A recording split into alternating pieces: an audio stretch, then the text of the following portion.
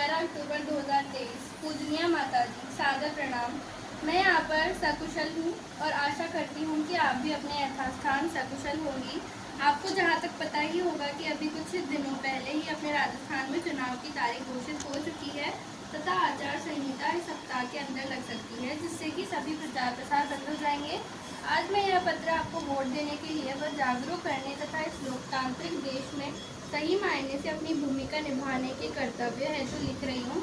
मैं आपको बता देना चाहती हूँ कि चुनाव की तारीख 23 नवंबर 2023 से बढ़कर 25 नवंबर 2023 कर दी गई है। अलाकमान का यह निर्णय पूरे राजस्थानियों के हित में है, क्योंकि पिछली तारीख 23 नवंबर पर अबूझ सावे के तहत अनेक शादियाँ थी, जिसमें पूरे 45 लाख लोग व्यस्त थे और लाखों बसें बुक की जा चुकी थी। किंतु अब सबके मन से चिंता हट गई है। चलो खैर, यह तो अच्छा ही है, किंतु मैं आपको यह भी बता देना चाहती हूँ कि हर वोट का कितना महत्व है। हमारे देश को आज़ाद हुए 76 साल हो चुके हैं और तब से ही सभी देशवासियों की वोट का समान रूप से महत्व रहा है। चाहे वो बड़े व्यापारी हो या छोटे मजदूर, चाहे वो हिंदू हो या मुसलमान, एक आदमी एक वोट एक कीमत। सभी लोगों के वोट एक समान कीमती है। किसी को भी वोट देने के अधिकार को छीनने का अधिकार नहीं है, चाहे वो हमारे देश के प्रधानमंत्री ही क्यों ना हो, और सभी लोग कानून की नज़रों में एक समान है। हमारे इलाके में भी पिछले कई महीनों से प्रत्याशियों का प्रचार प्रसार चल रहा है, जो कि कुछ दिनों बाद आदर्श आचार संहिता लगने पर समाप्त हो जाएगा। आपको किसी को भी किसी दबाव में आकर या किसी डर के कारण या फिर पारिवारिक संबंधों के कारण वोट देने की आवश्यकता नहीं है। यह आपका अधिकार है कि आप जो चाहे और आप जिसे चाहे अपना कीमती वोट दे सकती है।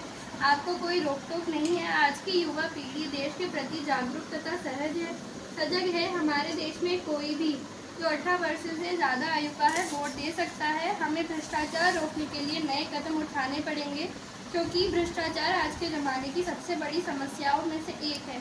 कुछ लोग तो वोट पैसे देकर खरीदते हैं, कुछ मोटे मोटे वायदे करते हैं, लोगों को लालच देते हैं या भावनात्मक या आध्यात्मिकता के नाम पर भड़काकर वोट साधने की कोशिश करते हैं। यह इन नेताओं की सबसे बड़ी भूल है कि वे भूल जाते हैं कि वे किसके बलबूते पर नेता बने हैं और भ्रष्ट हो जाते हैं। जैसे कि भ्रष्टाचार के आरोप में अभी तक दिल्ली के 3 बड़े नेताओं को गिरफ्तार किया जा चुका है। कुछ एक पार्टियां तो उन लोगों को भी टिकट देने से नहीं कतराती है जो किसी अपराध में शामिल है। इलेक्शन इन्फो के अनुसार 199 में से 2018 में 46 विधायक यानी 23% विधायक आपराधिक बैकग्राउंड वाले और 28 विधायक यानी 14% विधायक गंभीर अपराध वाले जीते थे, जिन्होंने लोगों को डरा धमकाकर या भावनात्मक रूप से भड़काकर वोट साधे थे। किंतु अच्छी बात तो यह है कि हमारे 199 में से 129 अर्थात 65% विधायक ग्रेजुएट या उससे ज़्यादा पढ़े लिखे थे, परंतु महिलाएं 24 अर्थात 12% विधायक थी। परंतु महिलाओं की वोट देने में भागीदारी भी बढ़ी है। यह जो मतदान का पर्व है वह 5 साल में एक बार आता है। यदि इस पर्व में सभी अपनी सही मायने में वोट देकर भूमिका निभाएंगे, तभी यह पर्व सफल होगा। मुझे आशा है कि आप भी इस पर्व में अपनी भागीदारी निभाएंगे और पर्व को सफल करने में योगदान देंगे। पिताजी को प्रणाम कहना, बहन को प्यार। अपनी गौतम, बिसलपुर रोड, डोडा रेसिंग रोड।